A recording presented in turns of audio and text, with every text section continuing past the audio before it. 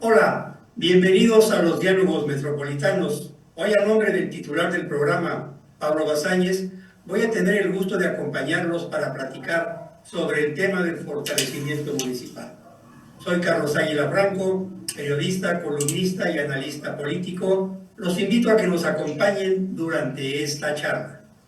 El municipio es la entidad político-jurídica en que se dividen los estados.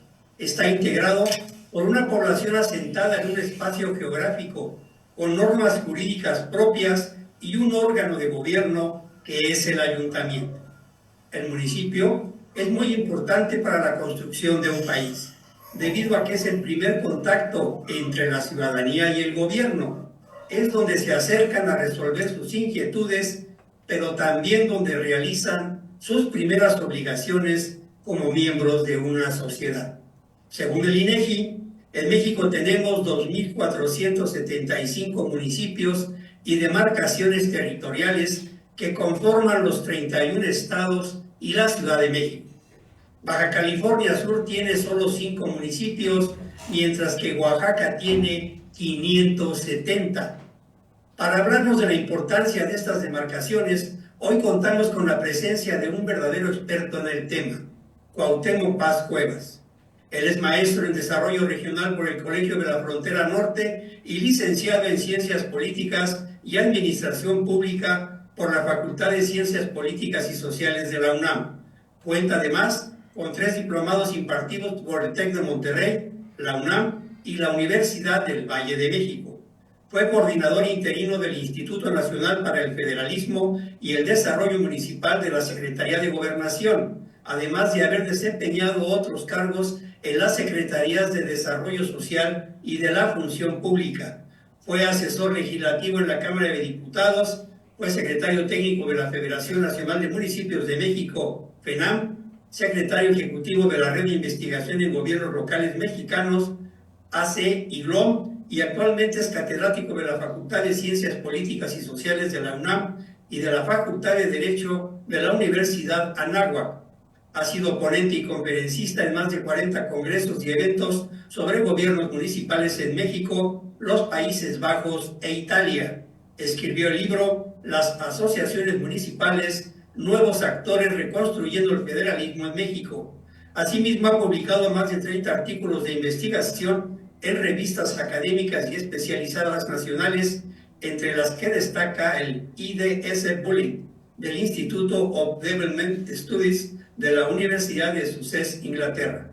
Bienvenido a los Diálogos Metropolitanos, estimado Cuauhtémoc. Carlos, muchas gracias por la invitación, gracias por la presentación. Aquí estamos a la orden para hablar de esto que nos apasiona, que es el municipio y el gobierno local mexicano. Así es, estimado Cuauhtémoc, y te pregunto lo siguiente. Como académico y servidor público, ¿cuál es tu definición de municipio? Wow, mi definición del municipio, bueno, va a ser mi definición del municipio la que te voy a dar, porque hay una definición jurídica, hay una definición política. Para mí el municipio es el espacio de organización política donde las personas, los seres humanos, nos desarrollamos en nuestra vida cotidiana. Digamos entonces que sería la instancia del gobierno que surge propiamente de la sociedad, de la comunidad, de los grupos de vecinos, de la sociedad propiamente dicha. Acuérdate, Carlos, de que allá por los años de la Revolución Francesa, la Ilustración, se hablaba de que el Estado, esta organización política macro, era el resultado del contrato social y que la fuente del poder político estaba en la sociedad. Bueno, en el municipio lo podemos ver en el día a día. Es la organización política que surge de los ciudadanos, de los vecinos, de la comunidad, sin mayor intermediario. Es la comunidad organizada políticamente y digamos entonces que es la primera expresión organizada de la soberanía popular, entendiendo soberanía popular como la fuente del poder político. Para mí eso sería el municipio, Carlos. Y si me permites agregar, desde mi punto de vista, sería la célula de donde el país se forma y donde el país puede crecer, puede avanzar y tener un futuro. Si no hay un municipio fortalecido realmente, no puede haber país, mi estimado Cuauhtémoc. Definitivamente, Carlos, y coincide en mucho con lo que yo te planteo, porque muchas veces pensamos que el país se construye de arriba hacia abajo. Y ahora que estamos en época electoral, ¿no? Estamos peleando unos frente a otros con el objetivo de alcanzar la presidencia de la República, los poderes a nivel nacional, y sin embargo un país se construye de abajo hacia arriba. Haciendo este símil con el cuerpo, como tú lo mencionas, pues es célula por célula, ¿no? Municipio por municipio, comunidad por comunidad, vamos cambiando nuestro entorno inmediato y después vamos viendo cómo construimos las instancias superiores, los estados, de los que forman parte los municipios y la federación de la que forman parte los estados, que esa es la lógica en el caso mexicano de lo que es el régimen federal, ¿no? Una articulación de distintas entidades de gobierno local y subnacional para formar la gran nación, pero no podemos tener una gran nación fuerte si no tenemos células, si no tenemos organismos, otra vez haciendo referencia o retomando la analogía con un cuerpo, si no tenemos órganos y células sanas, ¿no? Entonces, la salud democrática, la salud en la eficiencia gubernamental de un país depende precisamente de sus instancias de gobierno local. Exactamente, y para complementar más lo que nos has externado, ¿qué visión tienes sobre el papel de los municipios en México, acorde a lo que nos estás señalando? Bueno, mira, el tema del gobierno municipal en nuestro país, en el caso mexicano, es súper interesante porque no es una construcción, digamos, contemporánea, reciente, sino que tenemos una historia de municipio de más de 500 años. Hernán Cortés, cuando llegó a lo que después sería Nueva España y hoy es México, poniendo su pie en lo que hoy es Veracruz, fundó un municipio, fundó una alcaldía. Y él se nombró, junto con las personas que venían con él en sus barcos, lo proclamaron alcalde, ¿no? Lo que hoy sería un presidente municipal. Desde ese momento, 1519, hasta ahorita, 2024, tenemos 505 años de existencia de la institución municipal en México. Voy a tratar de ser muy rápido en esto, Carlos. El municipio desde entonces hasta ahorita, en estos 505 años, ha pasado de la colonia, el México independiente, primera constitución federal, regímenes centralistas como el de Santa Anna, imperios como el de Iturbide y Maximiliano, dictaduras como la de Porfirio Díaz, república restaurada con Benito Juárez, la Reforma, la Revolución Mexicana, el México postrevolucionario, el México de la alternancia electoral a finales de los 90s y propiamente en el 2000, y lo que llevamos del siglo XXI. No todas las instituciones políticas de este país han existido siempre. Hemos tenido República Federal, hemos tenido República Centralista, hemos tenido Cámara de Diputados, hemos tenido Senado de la República, a veces no hemos tenido Senado de la República, a veces no hemos tenido presidentes, hemos tenido juntas de gobierno, hemos tenido emperadores, pero la única institución que desde 1519 con Hernán Cortés hasta ahora, 2024, que ha permanecido es el municipio. Y esta historia es una historia de altas y bajas, ¿no? Una historia donde el municipio ha sido fuente importante de expresiones políticas trascendentales para el país. Ahorita que venía hacia acá venía pensando en Francisco Primo de Verdad, que fue regidor del Ayuntamiento de la Ciudad de México antes de la Guerra de Independencia, 1808, y en 1808, cuando Napoleón invade España, Francisco Primo de Verdad, como concejal de la Ciudad de México, hace un pronunciamiento ante el Ayuntamiento de la Ciudad de México pidiendo que México, que Nueva España se independice de España, precisamente para no caer en manos napoleónicas. Ese pronunciamiento de Primo de Verdad fue inspirador de lo que 2 años después sería el movimiento en Dolores Hidalgo con Miguel Hidalgo, La Corregidora, Ignacio Allende, los Aldama, etcétera, etcétera, que fue ya el inicio de la guerra de independencia, pero inspirados por el pronunciamiento de Primo de Verdad. Basta decir que a Primo de Verdad ese pronunciamiento le costó la vida, ¿no? Pero fue en un ayuntamiento, Carlos. Entonces, ha sido importantísimo el papel del ayuntamiento para bien y para mal. Me voy un siglo después, 1928, 120 años después, Álvaro Obregón anula o deroga la existencia de municipios en la Ciudad de México, ¿no? También es un punto importante porque el régimen posrevolucionario no se entiende sin las acciones de gente como Obregón, como Calles, como Cárdenas, etc.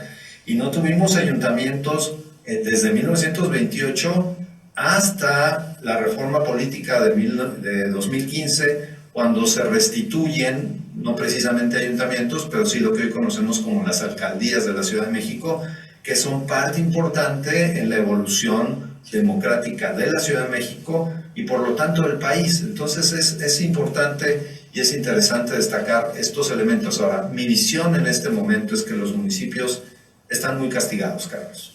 Muy castigados por cuestiones históricas, estructurales, financieras principalmente, pero también políticas, y que hoy en día, junto con el retroceso democrático que está viviendo el país, el municipio va en el paquete de esta involución democrática que desde el poder se ha gestado en contra de los avances que habíamos venido sosteniendo. Y cierro con esto.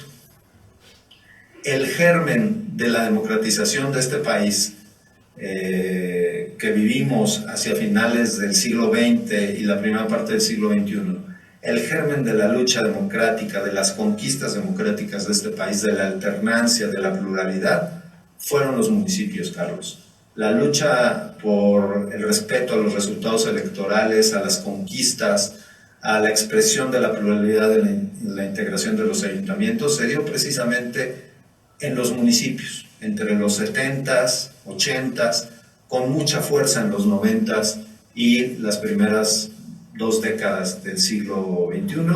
Ahí los municipios juegan un papel fundamental en el avance democrático de este país, pero te reitero, pues hoy van en el paquete de la involución que estamos viviendo. Así es, Cuauhtémoc, y ante esta visión que nos has puesto de la importancia del municipio en nuestro país, te pregunto, ¿qué visión tienes sobre el papel de los municipios en el mundo? Fíjate, Carlos, que los gobiernos locales son muy importantes a nivel mundial. Desde finales del siglo XX y con mucha fuerza en el siglo XXI, se puso de moda una palabrita que, más que la moda y lo que la palabra implica, pues en realidad expresa una dinámica propia de lo que son la construcción de las sociedades, digamos, de posmodernas. Hoy vivimos una época de profunda globalización en muchas áreas de la vida, sobre todo con temas como como estamos hoy platicando, las telecomunicaciones, la cibernética, todo lo que la tecnología ha implicado en su evolución, ¿no? Hace que las comunicaciones, los flujos de dinero, la economía, el trabajo, etcétera, estén globalizados. Pero en esa globalización también hay una fuerte presencia de los entes locales, de los territorios, de la sociedad local. Hoy por hoy, aún en este marco de globalización y de fronteras abiertas entre países, pues la competitividad, por ejemplo, Carlos, no se da vamos a poner un ejemplo, entre México y España, ¿no? Sino se da entre Monterrey y Barcelona, por decir alguna cosa, ¿no? Es decir, quienes compiten por la atracción de la inversión, porque los flujos de inversión lleguen a su territorio, establezcan plantas, generen empleos, etcétera, son las ciudades, Carlos, son las ciudades las que presentan las ventajas competitivas y comparativas de los territorios. Y los inversionistas van a eso, los inversionistas van a buscar dónde hay infraestructura, dónde hay conectividad, dónde hay vías de comunicación, dónde hay personal capacitado, formado, entrenado para enfrentar estos desafíos que plantea el tiempo actual. Hoy por hoy, por ejemplo, en el tema del nearshoring que se ha puesto tan de moda en los últimos años, en los últimos tiempos, pues México está enfrentándolo no por una política federal, hay que decirlo. La verdad es que ha sido muy poco lo que el gobierno federal ha reaccionado al respecto, pero sí hay gobiernos locales, también hay que mencionarlo, que están buscando ser el foco de atracción de estas nuevas inversiones de la relocalización.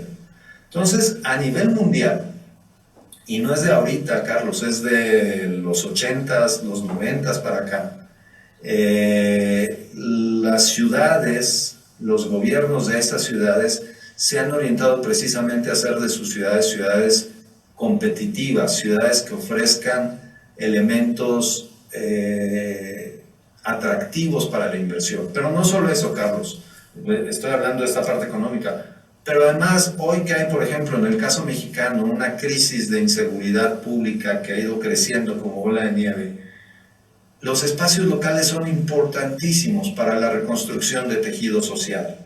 Se hablaba, acabamos de pasar un debate, ¿no? Y decía que atender las causas de la delincuencia, pues es darle dinero a la gente. No es una cuestión de darle dinero. Es generar tejido social, es reforzar la identidad de las personas con su comunidad, que las personas no vean a los miembros de su comunidad como enemigos, como presa a la cual extorsionar, sacarles dinero, etcétera, sino que haya estos lazos, estas redes de solidaridad, estas asociaciones y estos lazos que dan sustento al concepto de capital social, que nos lleven a generar comunidades sólidas, fuertes, con una identidad muy bien arraigada y que por lo tanto resistan los embates de fuerzas ajenas como puede ser el crimen organizado, porque hay comunidades fuertes, comunidades solidarias, comunidades identificadas con el propósito de desarrollo local que cada comunidad tiene. Entonces, en ese sentido, Carlos, a nivel mundial, los espacios locales y los gobiernos locales se convierten en actores fundamentales para el desarrollo local, regional y nacional en este contexto de vinculación global local.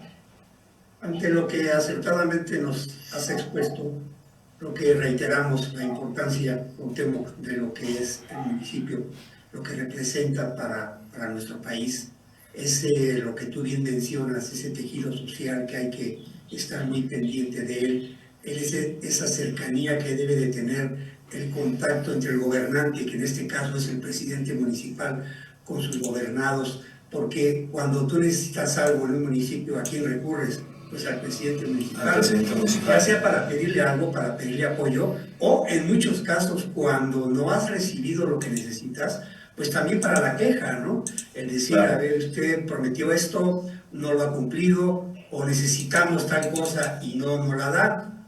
Esa es la relación que debe de existir, y por ello es tan importante el respeto hacia el municipio, el respeto hacia los presidentes municipales y a su vez hacia los estados, que debe de tenerse. Y creo que una base principal de esto, si no me equivoco porque tú eres el experto, es el que se tenga el respeto, se tenga el darles los presupuestos que requieren. Sí se necesita apoyo de los municipios por parte del gobierno central, pero no para que dependan totalmente al 100% de ello.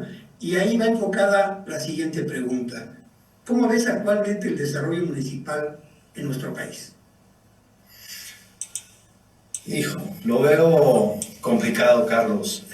Mira, hay una situación ahí importante y lo mencionaste muy bien, muy acertadamente.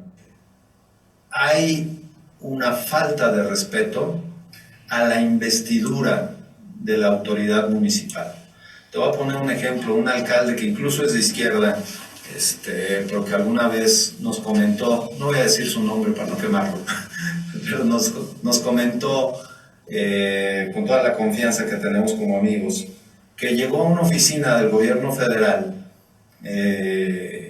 a una reunión, y era una reunión de alto nivel, con niveles de directores generales, subsecretarios del gobierno federal, y él levantó la mano, tomó la palabra, es muy combativo, es una persona que viene de la lucha social, ¿no? Entonces habla fuerte, habla rudo de repente, y un funcionario de tercer nivel del gobierno federal lo calló, ¿no?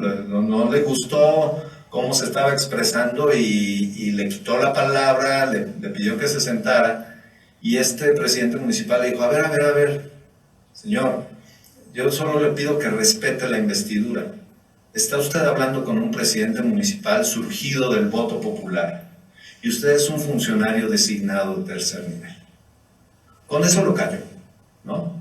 Pero hay esta soberbia del centralismo, Carlos, de funcionarios federales, y yo que he pasado por el gobierno federal, por distintas administraciones, la he podido ver, de que pensamos que a mayor nivel territorial del gobierno, sea estado o sea federación, no sé de dónde nos viene esta idea de que hay mayor legitimidad y mayor autoridad, y menospreciamos a los presidentes municipales, menospreciamos todavía más a los síndicos y regidores porque no son el presidente.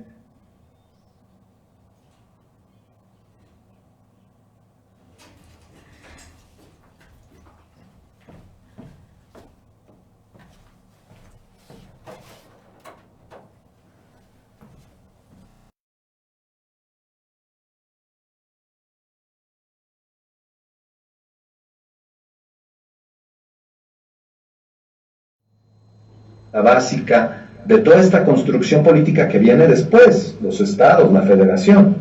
Pero ahí surge, es la primera expresión del poder político. Luego entonces, y así está redactada nuestra Constitución, no hay una superioridad jerárquica entre la federación sobre los estados y sobre los municipios, sino que hay, digamos, un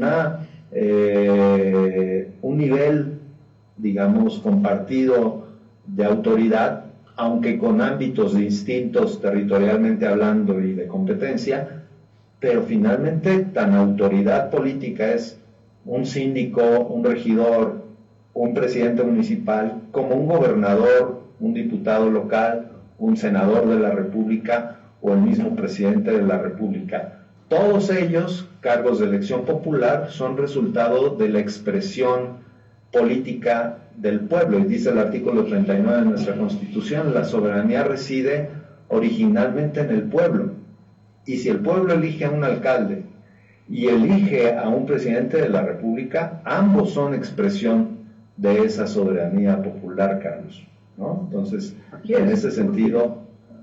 Sí, adelante. Sí.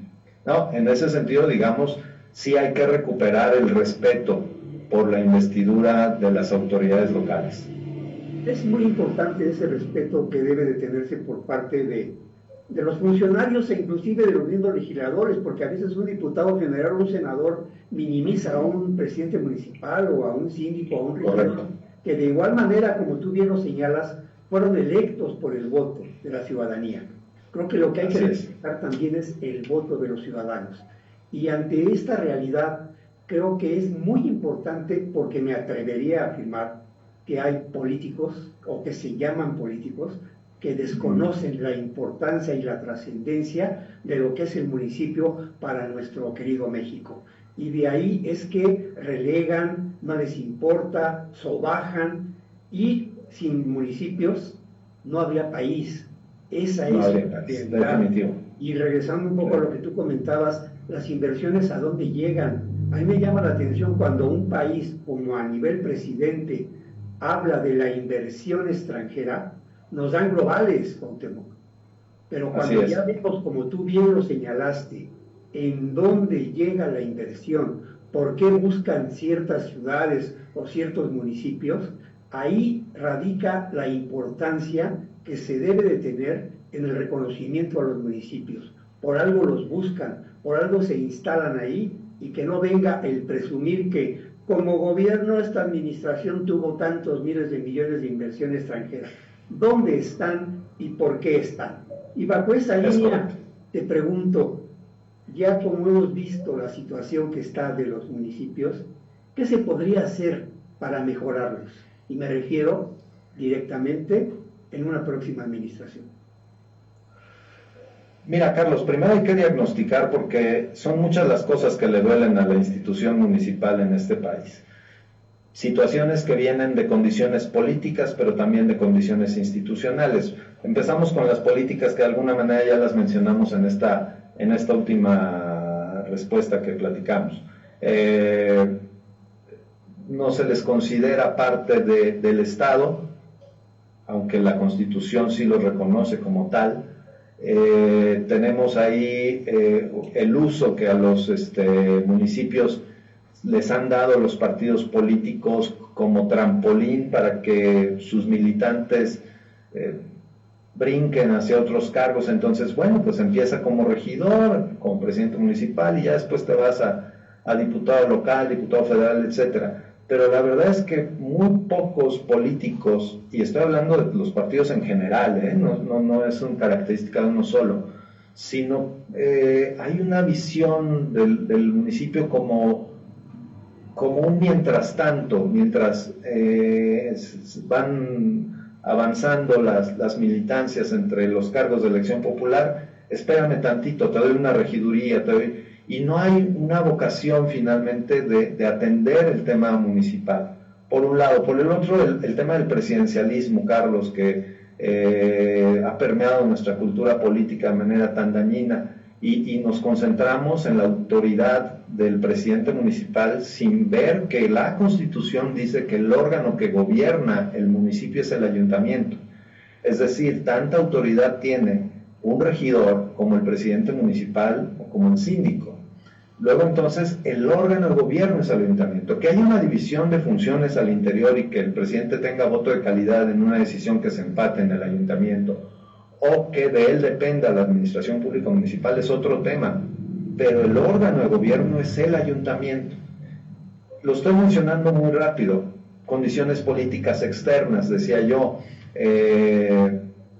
El marco competencial del municipio, acotado a los servicios públicos que están en el artículo 115, y que a final de cuentas hay municipios, Carlos, que desde que la Constitución en 1999 reconoce que el marco competencial de los municipios es para la ejecución exclusiva por parte de los ayuntamientos, hay municipios, que desde ese entonces no pueden ejercer esas facultades constitucionales. Estoy hablando de 25 años ya, donde esas facultades siguen centralizadas en los gobiernos estatales, los servicios públicos de la vida cotidiana. Otra condición política externa: los municipios no tienen instancias de interlocución con los estados y con la federación. Hay una Conferencia Nacional de Municipios de México que, digamos, ha intentado tener este papel, pero que se ha tropezado consigo misma en el tema de quién tiene la representatividad, si tal o cual partido, porque tiene tal cantidad de municipios o no. Y ha sido también luchar contra la cultura política que tenemos, partidizada, segmentada, con esta visión y perspectiva de cuotas, que no ha permitido que esta asociación finalmente sea un verdadero interlocutor entre los municipios y la federación y los estados. Y quizá en esta administración el caso más escandaloso fue cuando los presidentes municipales intentaron entrar a una mañanera, pidieron la audiencia, les fue negada, se presentaron en Palacio Nacional un día todavía por amanecer y fueron dispersados con gas lacrimógeno. Creo que ese es el punto más significativo de interacción que pudo haber entre municipios y gobierno federal en la presente administración que está por terminar una confrontación a las puertas del Palacio Municipal. Hay condiciones internas, por eso te digo que para llegar a ese municipio que queremos, primero tenemos que diagnosticarlo bien, qué es lo que le duele. Los gobiernos municipales hoy en día, Carlos, padecen un rezago tremendo, terrible en términos normativos y reglamentarios. ¿A qué voy con esto? 28% de los municipios del país no tienen un bando municipal, que es tan importante el bando en un municipio como lo sería la Constitución a nivel nacional o a nivel estatal. Esto sin considerar que quienes sí lo tienen, no lo tienen actualizado desde hace mucho. Entonces es importante eso. Una tercera parte de los municipios del país no tienen una buena gestión catastral. Es decir, más bien, solo la tercera parte de los municipios del país hacen labores catastrales. ¿Y por qué esto es importante, Carlos? Porque el catastro es la base para el cobro del impuesto predial, que digamos es la fuente principal de ingresos propios de los municipios. ¿A qué nos lleva esto? Que las otras dos terceras partes o no hacen nada o apenas hacen ahí algunos esfuerzos por tratar de cobrar, pero eso los lleva a ser dependientes de los recursos federales. Y tú ya lo mencionabas, no se les dan recursos. Tampoco sería necesario que se les diera si los municipios fueran buenos recaudadores. Lo que se les da, Carlos, que viene por el lado de las participaciones federales que tienen destino libre, pero la otra parte que viene por el lado del ramo 33 que tiene etiquetas de gasto, ata de manos a los municipios.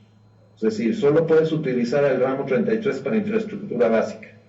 Oye, pero yo quiero hacer alguna otra obra que sea prioritaria para la gente de mi comunidad.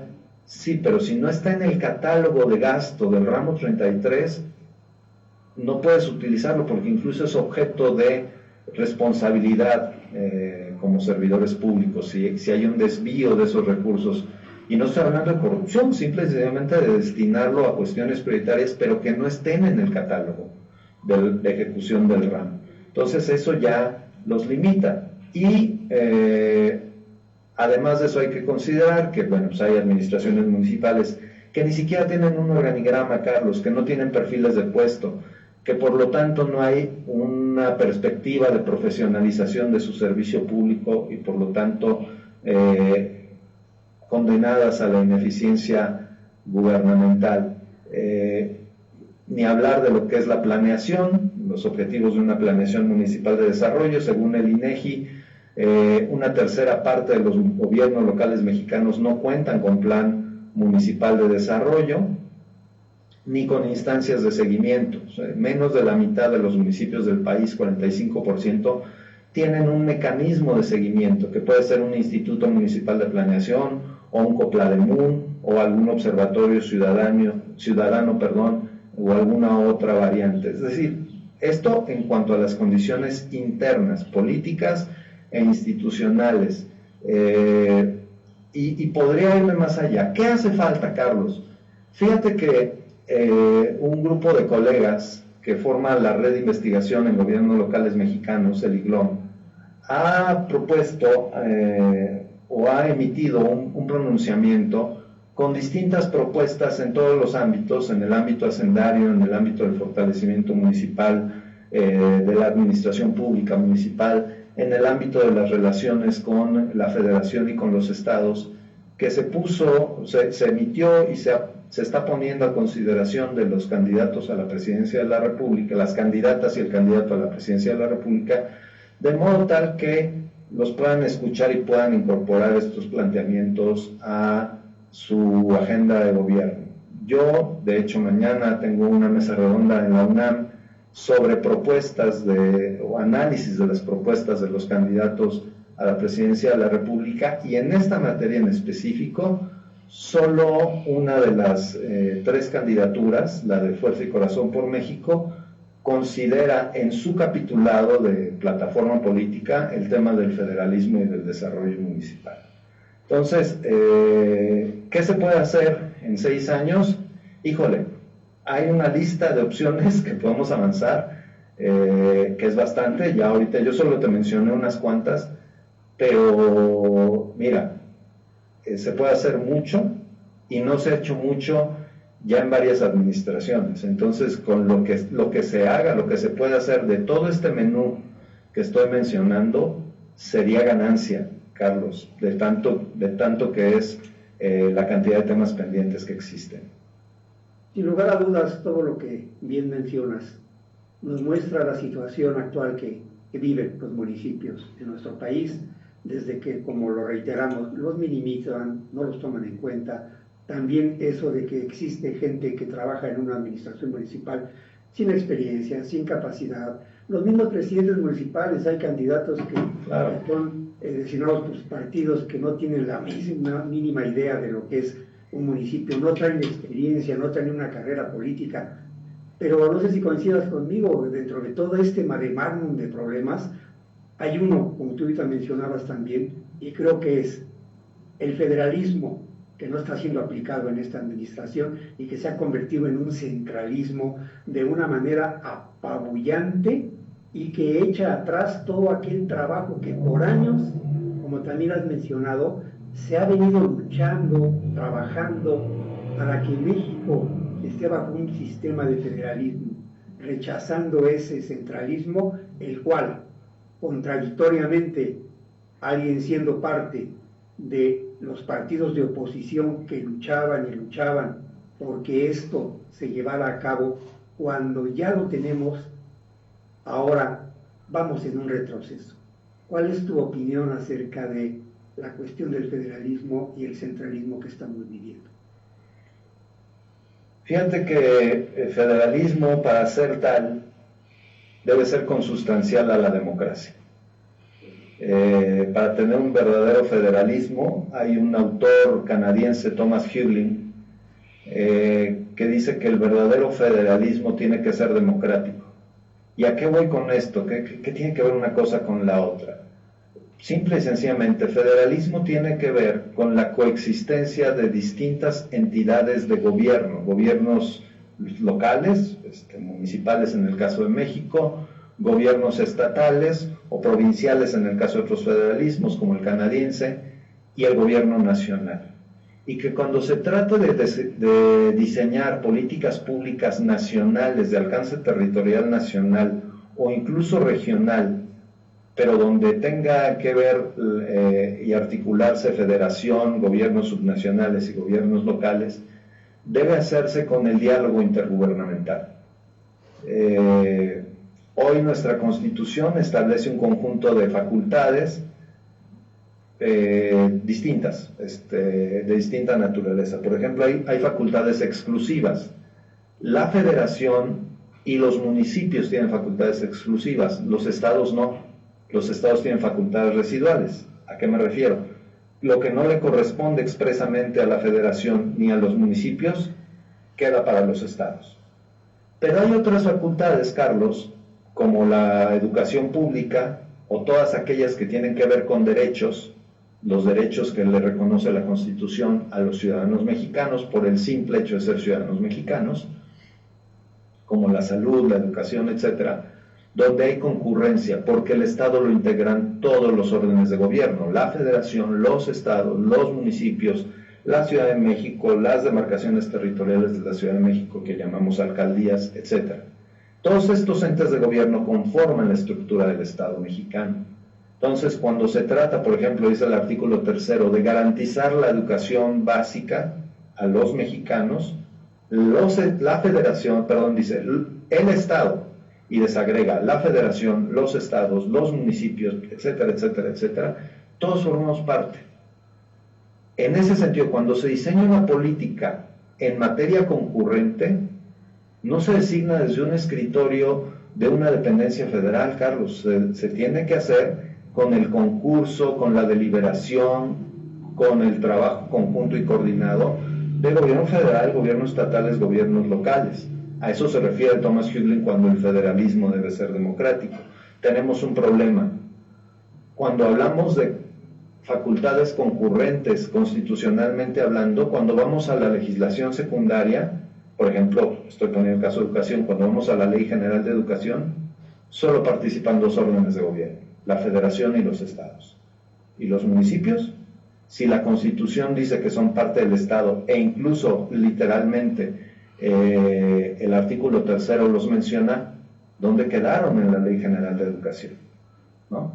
Por ahí tienen alguna tareita según el ramo 33 en la Ley de Coordinación Fiscal, que es, pues pueden mejorar los baños, pueden pintar la escuela, pueden reconstruir la barda que ya se está cayendo, ¿no?